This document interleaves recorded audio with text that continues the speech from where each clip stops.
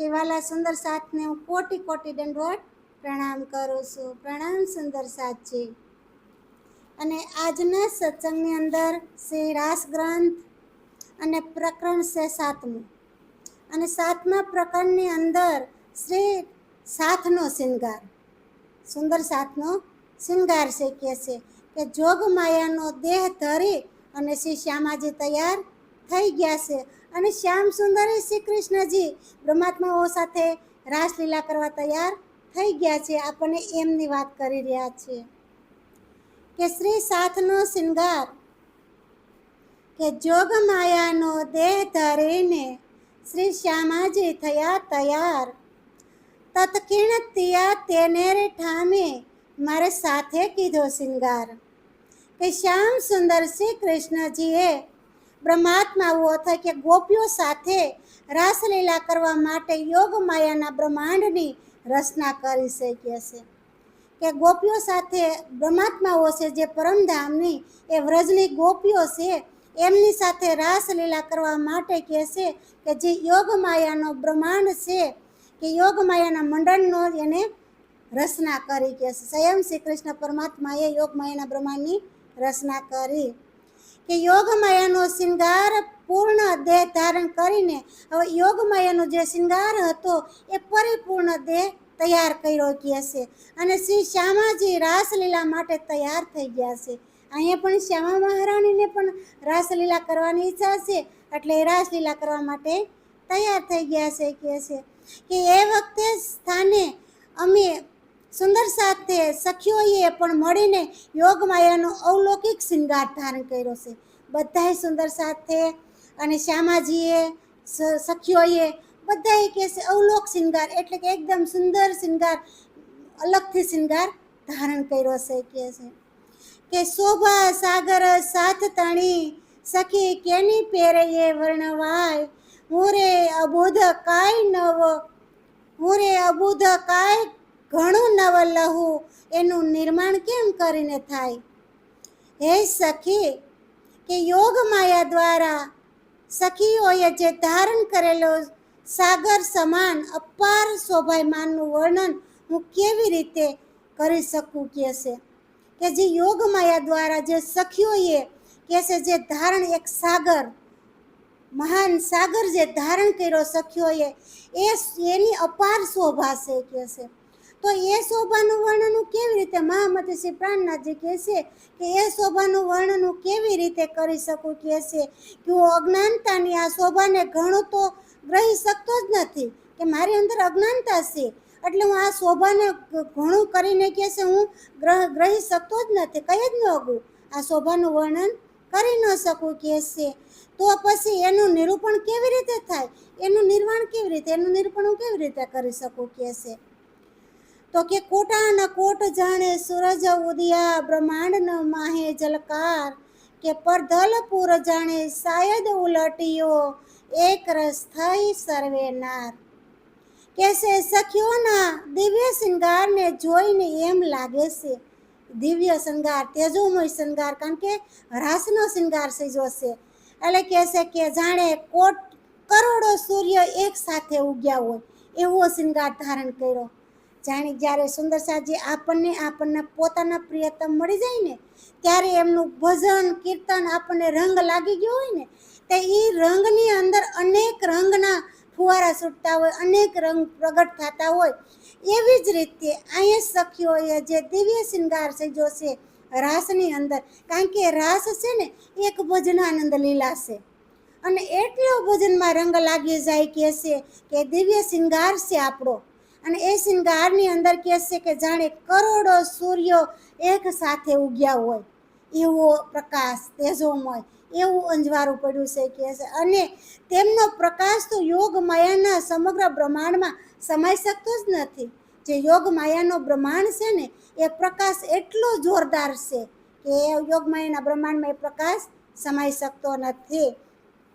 એમ લાગે છે કે જાણે તેજોમય સમુદ્ર જાણે હિલોરા લઈ રહ્યો છે એવું લાગે કે આ તેજ એટલું સરસ તેજ છે, એટલું જોરદાર તેજ છે કે આ સમુદ્રની જેમ એ તેજ પણ હિલોરા લઈ રહ્યો છે. આવી રીતે સખીઓએ શૃંગાર સજાશે અને એ અખંડ પ્રકાશ પુંજમાં બધી સખીઓ બ્રહ્માંગના એક રસમય થઈ ગઈ છે. કારણ કે કૃષ્ણ કૃષ્ણ કૃષ્ણ કૃષ્ણ કૃષ્ણ કૃષ્ણ કૃષ્ણ રટણ કરતા કરતા બધી સખીઓ એક રસમય થઈ ગઈ, કૃષ્ણમાં સમાઈ ગઈ રાસની અંદર અને રંગમાં રંગાઈ ગયા. શ્રી કૃષ્ણના રંગમાં બધી સખીઓ રંગાઈ ગઈ છે કે રાસની અંદર અને એક રસમય થઈ ગયા. પછી ત્યાં કાંઈ બીજું કૃષ્ણ સિવાય દેખાતું જ નથી, એટલો રસ લાગી ગયો છે. કહે છે કે એક નખ તણી જો જોત તમે જુઓ તેમાં કઈને સૂરજ ઢંપાય અને કેમ કરે શોભા વર્ણવું રે સખીઓ મારો શબ્દ ન પહોંચે ત્યાંય. કે છે એમના એક નખની તેજોમય જ્યોતિને તમે જુઓ તો ખરા. આ નખોની જે તેજોમય જ્યોતિ છે ને એને તો તમે જુઓ. કે છે કે એના પ્રકાશ આગળ તો અસંખ્ય સૂર્યોના પ્રકાશ જે ઝાંખો પડી જાય. આ નખોનો જે બ્રહ્માંગના નખો છે એ નખોનો જે પ્રકાશ છે એ કરોડો સૂર્ય હોય ને તો એ ઝાંખા પડી જાય એવો પ્રકાશમય છે. કારણ કે નૂરમય છે, નૂરમય પ્રકાશ છે એટલે કે પ્રકાશ ઝાંખો પડી જાય, કરોડો સૂર્યનો પ્રકાશ ઝાંખો પડી જાય એવો પ્રકાશ આ નખોની અંદર છે. કે છે કે વાલા સુંદર સાથજી આ શોભાનું વર્ણન કેવી રીતે કરી શકું, કે આ શોભા એટલી સુંદર છે એની શોભાનું વર્ણન થઈ શકે નહીં. કેમ કે શબ્દાતીત ભૂમિમાં મારો એક શબ્દ પણ પહોંચી શકતો જ નથી. આ ભૂમિ છે, આ હીરાની ભૂમિ, આ એક શબ્દાતીત ભૂમિ, શબ્દની ભૂમિ, એમાં કહે છે આ શબ્દ મારો પહોંચી શકતો નથી. કેવી રીતે વર્ણન કરી શકું? કારણ કે એ તો આત્મા રહિત છે, આ તો આત્માથી પ્રગટ થયું છે બધું. તો આત્મા રહિત જે છે એ કેવી રીતે કે હું એ શબ્દ કેવી રીતે વર્ણન કરી શકું? વળી ગુણ જોજો તમે નખ તણા હું તેનો તે કહું વિચાર અને સૂરજ દ્રષ્ટિએ તાપ જ થાય આણે અંગ ઉપજે કરાર. કે વળી એ નખોના ગુણ તો તમે જુઓ કે એટલો તેજોમય આના ગુણ છે કે એ અંગે વિચાર કરીએ તો હું તેમને કહું છું કે અહીંના સૂર્ય જોતા ગરમીને બળતરા થાય છે. અહીંના જો સૂર્ય જોઈને કે છે એ નખોનું તેજોમય એટલું છે કે અહીંનું જો જોઈને તો ગરમી અને બળતરા આપણને થતી હોય છે. પણ કહે છે કે આ જ્યારે આ નખના પ્રકાશ તો અંગે અંગમાં ટાઢક આપે છે. આ નખોનો જે પ્રકાશ છે ને એ અંગો અંગના તમામ અંગોની અંદર એટલી ઠંડક આપે છે, એક ટાઢક આપે છે. કહે છે તો એ આનંદ પ્રગટ કરે છે, એ આનંદ છે એ પ્રગટ છે અને એ શીતળતા અનુભવ થાય છે. એમાં ઠંડી ઋતુની શીતળતા જે છે એનો અનુભવ થાય છે. એ નખોનો તેજ છે ને એ ઠંડક આપે છે. કહે છે અહીંના સૂરજ ગરમી અને તાપ આપે પણ પરમધામના જે સૂર્ય છે, જે પરમધામના નખો છે એ તો ઠંડક આપે છે. કહે છે અને સાત તણી રે સાડીઓ જોઈએ, સાત તણી સાડીઓ જ્યારે જોઈએ તેમાં રંગ દિશે અપાર અનેક વેદના જવે રસ દિશે કરે તે અતિ જલકાર. કે સખીઓની સાડીઓ જ્યારે દ્રષ્ટિપાત કરીએ તેમાં તો અપાર રંગ દ્રષ્ટિ અગોચર થાય છે. કે સખીઓની સાડીઓ એમાં અનેક રંગ છે, પ્રકાર કે છે અનેક રંગોની દ્રષ્ટિ અગોચર પણ આપણને અનેક પ્રકારના રંગ દેખાય છે. રંગોમાં રંગો, એમાં રંગો, એમાં રંગો, લાલ પીળો લીલો જેવો રંગ જોવો હોય ને એવો એવો સખીઓની સાડીઓની અંદર કલર દેખાઈ રહ્યા છે. કે એટલો જ નહીં કહે છે પણ તેમાં વિવિધ પ્રકારનું ઝવેરત દિશે છે. એમાં ઝવેરોની ડિઝાઇનો છે તો એ ડિઝાઇનની અંદર અલગ પ્રકારના ઝવેરો પણ દેખાય છે. કહે છે એ ખૂબ ઝરકી રહ્યા છે, એ ઝગમગ ઝરકી રહ્યા છે ઝવેરસો છે. એ કહે છે કે તેવા સ્વરૂપને તેવા ભૂષણ તેજ તણો અંબાર. કે એ અંજવાળું જ્યારે જીવ જોઈએ ત્યારે શું કરે સંસાર. કે જેવું દિવ્ય સ્વરૂપ છે ને એવા દિવ્ય તેજોમય આભૂષણ છે. શ્યામા મહારાણી સખીઓનું જેવું દિવ્ય સ્વરૂપ છે ને એવા આભૂષણો પણ એના સ્વરૂપમય છે, એ તેજોમય છે આભૂષણો. એટલા તેજનો અંબાર છે. કહે છે કે સર્વસ્ય તેજનો અંબાર જ દિશે છે. બધી શૃંગાર જેટલો સજો છે એ દિવ્ય શૃંગાર એટલો બધો તેજોમય જ દેખાય છે. કહે છે અને આ દિવ્ય પ્રકાશને જ્યારે જીવ જોઈ લે ને ત્યારે સંસાર શું કરે? એટલું દિવ્યમય આ પ્રકાશ છે. એ પ્રકાશને ત્યારે તેને સંસાર તૃપ્ત આકર્ષણ કેવી રીતે આકર્ષિત થઈ શકે, એમાં સંસાર કેવી રીતે આવી શકે? કારણ કે તેજ જ એટલું, એમાં જોઈ જ ના શકે એ તેજની, તો કે સંસાર કેવી રીતે આકર્ષણ કરી શકે? માહો માહે વાલાજીની વાતો, બીજો સીતમાં નથી ઉસાર, તત્કીર્ણ વેણ સાંભળતા વલ્લભને ખીણ નવ લાગી વાર કહેશે. કે સખ્યો કે બ્રહ્માત્માઓ પરસ્પર પ્રિયતમ ધણીની વાતો જ કરી રહી છે. બ્રહ્માત્માઓ છે ને, વ્રજની ગોપીઓ અરસપરસ પોતાના પ્રિયતમની જ વાતો કરે છે, કોઈ બીજી વાત જ નથી. કારણ કે પરમધામની અંદર સખ્યો તો પ્રિયતમના જ દર્શન કરી રહ્યા છે, એટલે વાતો પણ પ્રિયતમને જ કરી રહ્યા છે. તો એમના હૃદયમાં બીજો કોઈ વિચાર પેદા થતો જ નથી. એકવાર આપણે પણ સુંદર સાજી જો પરમધામની અંદર પહોંચી જઈએ ને, તો આપણે વ્રજની ગોપીઓ જ છીએ. અને આપણે એ રાસલીલાની અંદર જો આપણે રંગ લાગી જાય ને, તો પછી કહે છે આપણા પ્રિયતમ સિવાય બીજો કોઈ વિચાર કોઈ દી આપણા દિલની અંદર પ્રગટ થાય જ નહીં. કારણ કે નીચી દ્રષ્ટિ જ નથી આપણી, પછી તો આપણી દ્રષ્ટિ ઊંચી હોય તો કાંઈ નીચું આપણે દેખાતું જ નથી. એટલા માટે કહે છે કે એનો કોઈ બીજો વિચાર પેદા થતો જ નથી. પરમધામની અંદર પ્રિયતમ શ્યામ સુંદરની બંસરીનો નાદ સાંભળતા સંસારનો ત્યાગ કરવામાં એમને એક ક્ષણનો વિલંબ કર્યો જ નથી. કહે છે કે પોતાના પ્રિયતમનો બંસરીનો જીવો નાદ થયો. બંસરીમાં રાધે રાધે રાધે, કૃષ્ણ પરમાત્માએ બંસરીમાં નાદ કર્યો છે રાસ રમવાને ટાણે. જ્યારે સંધ્યા સમય થયો, રાસલીલા કરવાનો સમય થયો, ત્યારે બંસરી નાદ થયો, ત્યારે એમાં રાધે રાધે બંસરીનો નાદ કર્યો છે. અને સાંભળતા સંસારનો ત્યાગ કરી દીધો સખીઓએ, કહે છે. અને ક્ષણ માત્રનો પણ વિલંબ કર્યો જ નથી, એક ક્ષણ નહીં. અને આપણે સુંદર સાતા વર્ષોના વર્ષો વહી ગયા, અને વર્ષોથી આપણે આ વાણી સાંભળી રહ્યા છીએ સાધુ સંતો પાસેથી, બધા બ્રહ્માત્માઓ પાસેથી, છતાંય પણ આપણે આવા રંગાઈ જતા નથી. આપણા રંગમાં ઘણો હજી ફેર પડતો હોય છે, આપણને હજી સંસારનો ઘણો મોહ લાગે છે, એટલે આપણે આમાં રંગાતા નથી. કારણ કે શ્રી કૃષ્ણ પરમાત્માને મળવું છે ને, એ સહેલાઈથી મળાતો નથી. એમાં તો હાવ તરબોર રંગાઈ જવું પડતું હોય છે. એટલે કહે છે કે મન ઉલ્લાસ વાલાજી શું રમવા, આયત અતિ ઘણી થાય, કે આનંદ માહે અતિ ઉજાય, ધરણી ન લાગે પાય. વિચાર તો કરો સુંદર સાથ.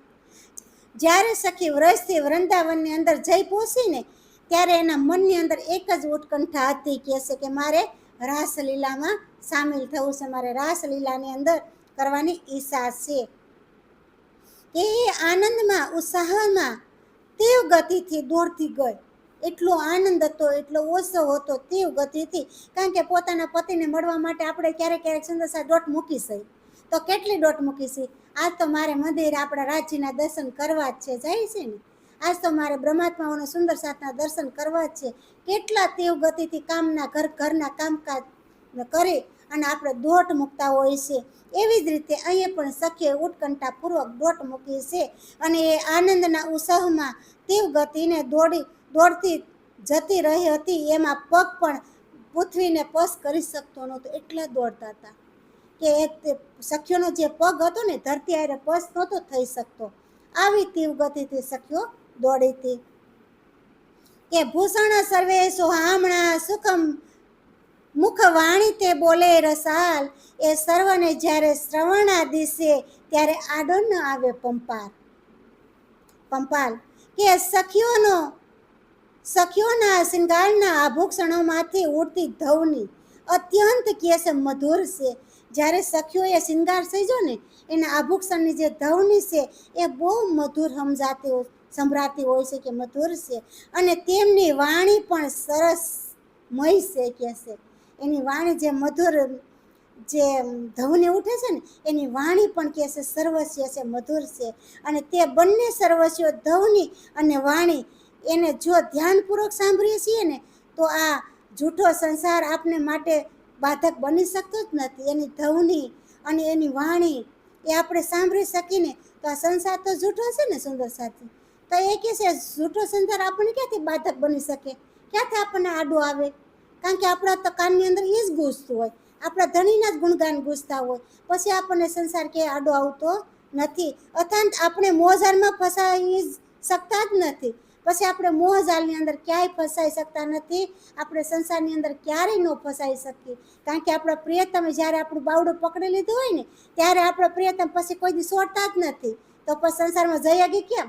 બાવડું છોડે તો સંસારમાં જાય ને, આપણે છોડતા જ નથી. આપણા હૃદયમાં એકવાર ઠાન બે થઈ ગયું, આપણા પ્રિયતમ બેહી ગયા, પછી આપણાથી કંઈ દૂર જતા જ નથી. તો પછી આપણે સંસાર તરફ કેમ જઈ શકીએ? આપણે સંસાર તરફ પછી જઈ જ નથી શકતા. કે સાથ સકલ મારા વાલા પાસે આવ્યો, મન આણી ઉલ્લાસ, વિવિધ પેરે વાલાજી શું રમવા, ચિત્તમાં નથી માયાનો પાસ. કે આ પ્રમાણે શણગારથી સુજન થઈ અને સખીઓ મારા પ્રિયતમ શ્રી કૃષ્ણ પાસે પહોંચી ગઈ છે. કે આ પ્રમાણે શિંગાર સજી અને બધી સખીઓ કે સુસત એકદમ સખસખાટ થઈ અને પ્રકાશમય થઈ અને સખીઓ બધા વાલા પાસે પહોંચી ગઈ, શ્રી કૃષ્ણ પાસે વૃંદાવનની અંદર પહોંચી ગઈ બધી સખી કે હશે.